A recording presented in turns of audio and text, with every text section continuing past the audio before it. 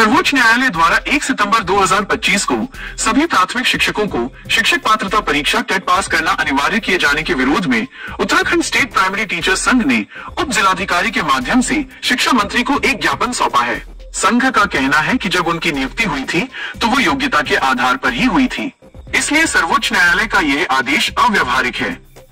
उत्तराखंड प्राथमिक शिक्षा संघ के खटीमा अध्यक्ष कमान सिंह सामंत ने बताया कि सर्वोच्च न्यायालय ने सभी प्राथमिक शिक्षकों को टीईटी पास करने के लिए 2 साल का समय दिया है, जो पूरी तरह से अव्यवहारिक है।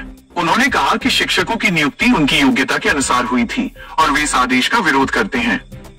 संघ ने सरकार से मांग की है कि सर्वोच्च न्यायालय के इस निर्णय पर पुनर्विचार करके केंद्र सरकार पर दबाव बनाया जाए और एक अध्यादेश लाकर इस आदेश पर रोक लगाई जाए। ऐसा न होने पर उत्तराखंड प्राथमिक टीचर्स संघ एक व्यापक आंदोलन चलाएगा। दरअसल शिक्षक अधिकार अधिनियम 2009 के तहत पूरे देश में शिक्षक पात्रता परीक्षा टेट लागू की गई थी, जिसे उत्तराखंड प्रारंभिक शिक्षा सेवा नियमावली में 2011 में लागू किया गया।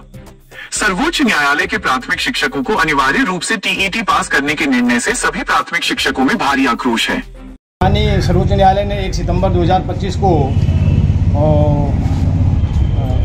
एक टीटी के संबंध में निर्देश पारित किया गया है। उसमें देश भर के पूरे शिक्षकों को टीटी लागू करने के लिए आदेशित किया गया है। ये महाराष्ट्र का मामला था और वहाँ पर जो है पूरे प्रदेश में इसको लागू कर एक अमानवीय और अव्यवहारिक निर्णय हम सभी शिक्षकों के लिए ये दिया गया है। हम सभी शिक्षक अपने यथा समय जब हमारी नियुक्ति हुई थी योग्यता के आधार पर, सेवा नियमावली के आधार पर हम लोग यहाँ पर नियुक्त हुए थे और आज 20 और 25 साल की सेवा के बाद हम सभी शिक्षकों को शिक्षक पात्रता परीक्षा उत्तीर्ण करने के लिए बाध्य किया जा रहा है। और 1 सितंबर 2025 को जो माननीय सर्वोच्च न्यायालय ने जो निर्णय पारित किया है उसमें कहा गया है कि सभी शिक्षकों को टीटी उत्तीर्ण करना होगा और उसकी समय सीमा 2 साल रखी गई है। जो शिक्षक इस पात्रता परीक्षा को पास नहीं करेगा 2 साल के अंदर पास करनी होगी, नहीं तो उसको सेवानिवृत्ति लेनी होगी।